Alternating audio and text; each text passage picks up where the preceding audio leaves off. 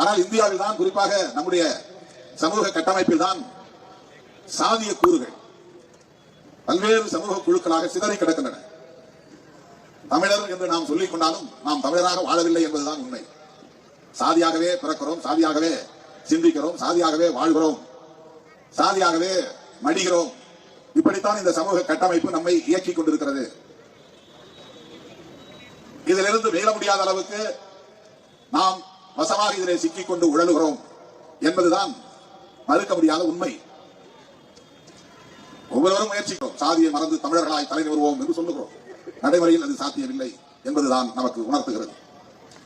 சாதியை மறுத்து பாட்டாளி வர்க்கமாக அணிதிரள்வோம் என்று முழங்குகிறோம்.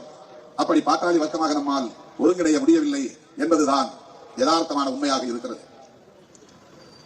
சாதி அடையாளங்களை மறுத்து நாம் இந்தியர்களாய் அணிதிரள்வோம் இந்த முழக்கம் விடுதலை போராட்ட காலத்தில் வெகுவாக உரத்து முழங்க பெற்றது. விடுதலை போராட்டத்தில் நாம் வெற்றி பெற்றோம். ஆனால் மீண்டும் சாதிகளாகவே நாம் சிதறி கிடக்கிறோம். அதனுடைய விளைவுதான் இன்றைக்கு சாதிய ஆணவ கொலைகள் தொடர்கின்றன.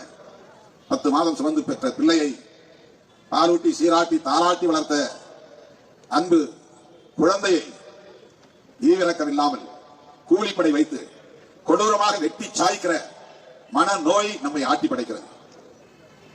அதை பெருமை என்று சொல்ல வைக்கிறது.